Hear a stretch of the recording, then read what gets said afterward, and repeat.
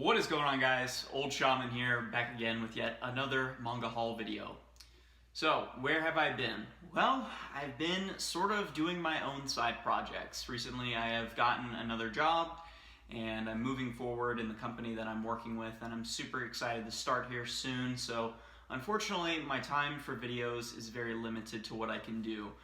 But with that all being said, I have been reading manga in my spare time, as well as slowly but surely collecting a lot of the series that I've really been wanting. So without further ado, let's go ahead and just get right into the haul. And I'm not going to try and ramble for too long, but I will sort of give you guys some history, with so to speak, with the series. So first off, we have At the Mountains of Madness.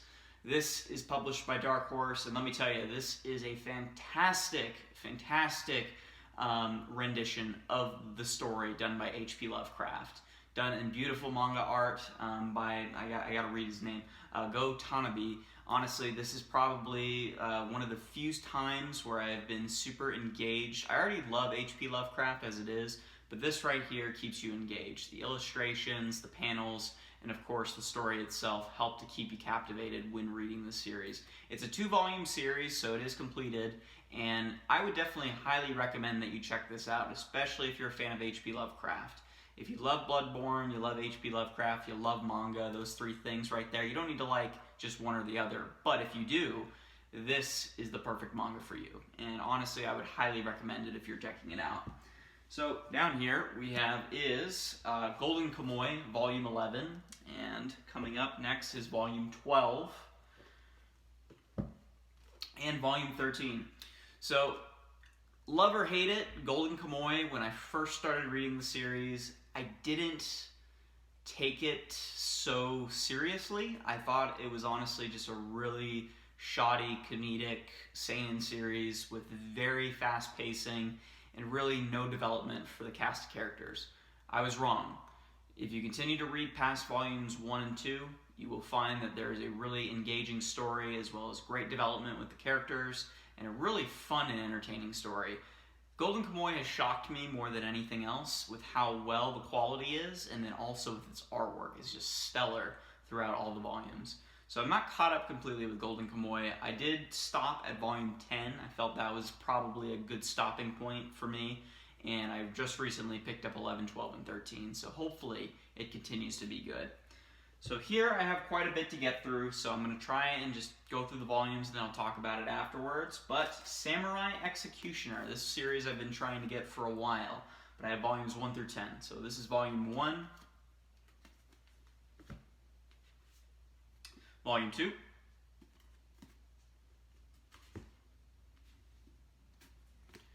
Volume 3,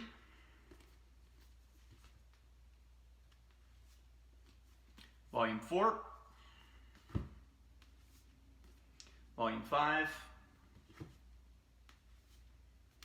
Volume 6,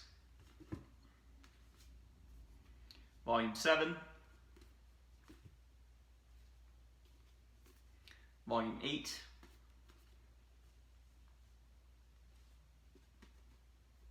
Volume 9, and finally Volume 10.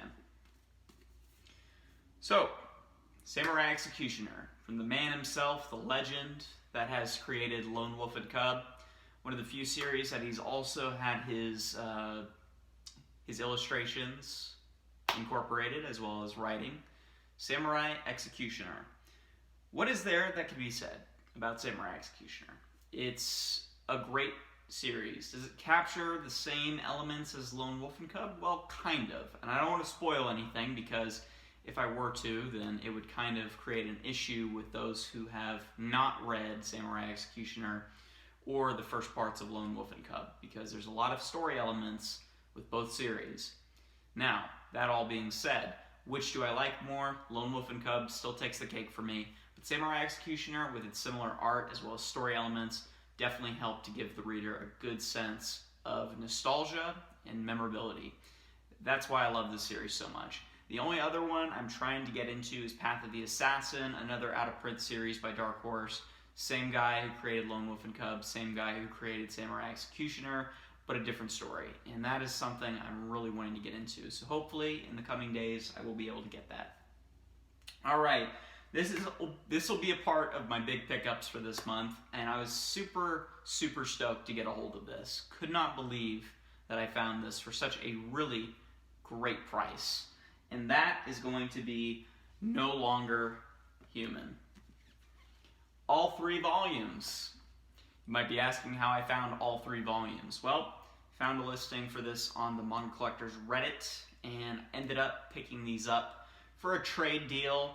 I traded Naruto 1 through, I think, 40 for these particular volumes. Nothing else, just volumes 1 through 40. Retail value, Naruto probably outweighs No Longer Human, but I also got some other good stuff. So, there's more to this deal than meets the eye. So, No Longer Human. I'm just going to kind of show you the covers here. I think you're all fairly familiar with the covers. They're very well known in the manga community. So if you haven't seen them floating around online, there's not much I can really tell you. These covers are notorious. Vertical did a great job serializing the series. I think the big problem, of course, was the fact that they just couldn't keep it in print because of sales. They only put out so many volumes until eventually they just decided to go, all right, we're done. So, and then volume 3, which is the hardest one to get, the most short printed volume out of the bunch.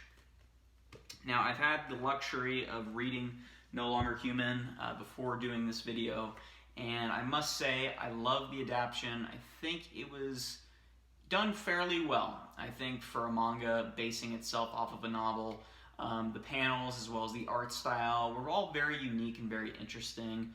I think the big thing to take away from the actual story itself, however, is that it's really about the story. It's not so much about the art. If the art has any contributing factor to the story itself, is the way that the art is presented. It's very dark. Has a very kind of moody feel to it. And so you kind of connect with that with the story. I would recommend it if you are looking for a dark story. I would recommend it only if you are looking to pay a hefty price for it. It is out of print manga. It's super hard to find. If you can find a really great deal on it, then definitely go for it. But outside of that, we do have Junji Ito's rendition of No Longer Human, which I have not read yet.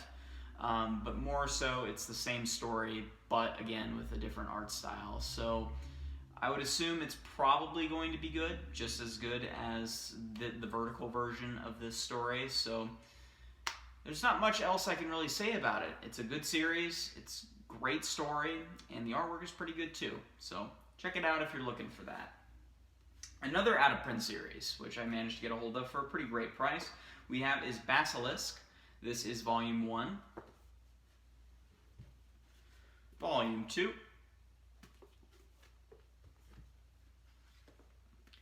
Volume 3. Volume 4. And Volume 5. So that is the complete series of Basilisk. Now, anime. Great anime. Highly recommended.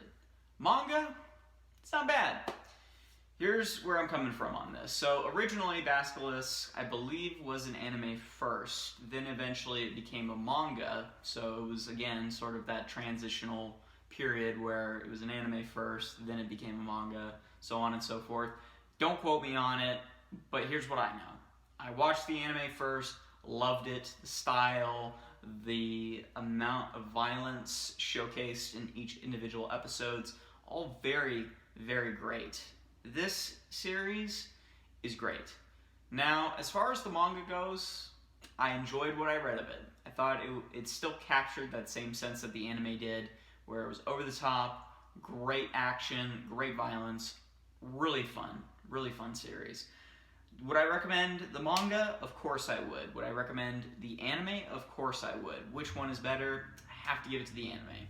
I have to give it to the anime on this one. But the manga is just as good, if not rivaling the anime. So check that out if you're looking for it.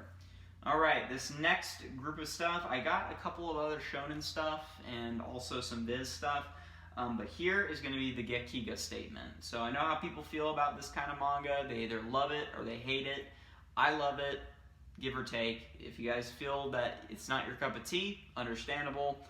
If you want to skip the video ahead like 4 or 5 minutes, however long it takes to talk about all this stuff, please do, because this is going to be the Gekiga statement of the video. So, alright, first up we have Red Colored Elegy.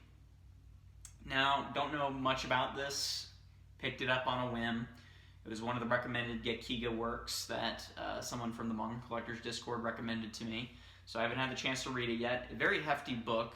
It's about, let's see, 300 pages, so it's quite a long manga omni. So I look forward to it. I've heard nothing but good things about it. So hopefully we get some really good, notoriety here in the future for that series. Next is Slum Wolf, another series I have yet to start. Again, this is another Gekiga work, and they seem to be putting out a lot of, excuse me if I butcher this name, Tado Sugi work, if that's his name. I'm sorry if I butchered it. Correct me if I'm wrong. But they're putting out a lot of stuff, especially drawn in quarterly. They're putting out a lot of his work, and honestly, from the work I have read from this particular mangaka, great stuff. Honestly, would recommend it if you're a Gekiga fan. Really great time period for this guy. Created a lot of really good work for the Gekiga scene. Next is The Man Without Talent. Another work I have yet to dive into, but I've heard nothing but great things about it. So hopefully it ends up being really good. Onward Towards Our Noble Deaths. Now this one I'm super excited to read. Again, have not delved into it, so I don't know too much about it. I know that it's set during, I think, World War II, and I don't know if it just covers the Japanese side, but also the US side, but I think that there are overarching stories, if I'm not mistaken. I could be wrong again, but until I can read this, I cannot recommend it fully, but I'm going to say this again. The guy who makes this, Mizuki, again, all the works that I've read from this guy are fantastic. Again, great influencer in the Gekiga community during this time period. Some really stellar work, and most importantly, this is also, I believe, one of his most highly rated mangas that are published here in the States. So, again, if that doesn't help, check this out. I hear it's good. So, I look forward to hopefully talking about it in the future. As of right now, again, I've not read it yet, so hopefully it ends up being good. Next is Trash Market, a new release by Drawn in Quarterly, and yet again, as you see, Sugi, very popular name, so this again is being brought over here to the States, and again, I've heard nothing but good things about this manga, so hopefully it's good. Alright, next is An Invitation from a Crab. Now, this isn't what you would call old school Gekiga. I believe that this is the new wave of Gekiga, which it's a little bit different than the original definition, where it's more or less alternative manga, meaning that it could be shonen, it could be seinen, but it has very old themes to it, but it's considered and classified as alternative. So it's a little bit different than the standard, what we know as 1960s, 70s Gekiga. This is considered to be alternative manga. But again, I've heard nothing but good things about it. Denpa publishes this, so go support Denpa. They put out some great stuff sometimes, but I hear nothing but good things about this, so I look forward to reading it. Alright, next we have is Kaiji. Now this is finally something that I have read, and I enjoyed it. I thought it was very good for the first volume. Again, I think the big issue is, again, Denpa, because this was Kickstarter. They have been slowly delaying each individual volume, slowly putting out each volume. I think this volume got delayed 3 or 4 times until it eventually dropped, and by that time, you know, people were already like, okay, it's a joke, right, that it's coming out, and it finally did, but way after the original deadline. And so volume 2, I believe, was given a release date, and then it got delayed again. So odds are we're probably gonna have to wait for volume 2. But again, from what I've read of the series, so far so good. I really enjoyed it. Alright, next work is gonna be The Walking Man by Jiro Taniguchi. This is a fanfare Kickstarter project, and honestly, what can I say? Taniguchi is well known. He's very much a niche guy here in the States, unfortunately. Not a whole lot of people are aware of his manga that is here. More so, there's going to be a lot of his work that's going to be coming over here in the meantime. And Fanfare is bringing over a couple of other titles as well. And I look forward to reading them. I haven't read this one yet. Again, sealed. So once I get to it, hopefully I'll be able to talk about it and give you guys some insight on how I feel about the series. And hopefully it's good. So I look forward to reading it and hopefully talking about it here in the near future. Alright, and to cap off the video, we have the last two things that I've picked up for this month, and we got JoJo's Bizarre Adventure Part 4, Diamond is Unbreakable, Volume 3 and Volume 4. Viz, why are you taking so long? Just release the damn series. It's there. Kick these out. I mean, apparently they don't sell well enough, right? Well, in my opinion, they're not losing any money. These things are omnibuses. They're not individual volumes, so they tend to sell fairly well and fairly quickly. And I would have to say Part 4 is definitely one of their successful series. They're probably not as big as the Jojoniums that were out not too long ago that Viz was putting out. But these here, there's no excuse why they're taking so long. I don't know. Maybe the translation is having some issues. I don't know. Otherwise, Part 4, very good part. Probably my third or fourth favorite out of JoJo. And I'm enjoying it. I mean, I've read it probably about 3 or 4 times, so I'm enjoying my 5th read of it. So that is all, guys. That is my manga haul for the month of January. I hope you all enjoyed this video, and like I said, I really want to do more videos. It's just with time and what's been going on lately, so hopefully, if I find some time to get out some content, I'm definitely going to push for it and hopefully get some really good stuff out for you guys. Anyways, thank you all for watching. Take it easy. Keep collecting manga, and I'll see you guys on the next one. Peace out.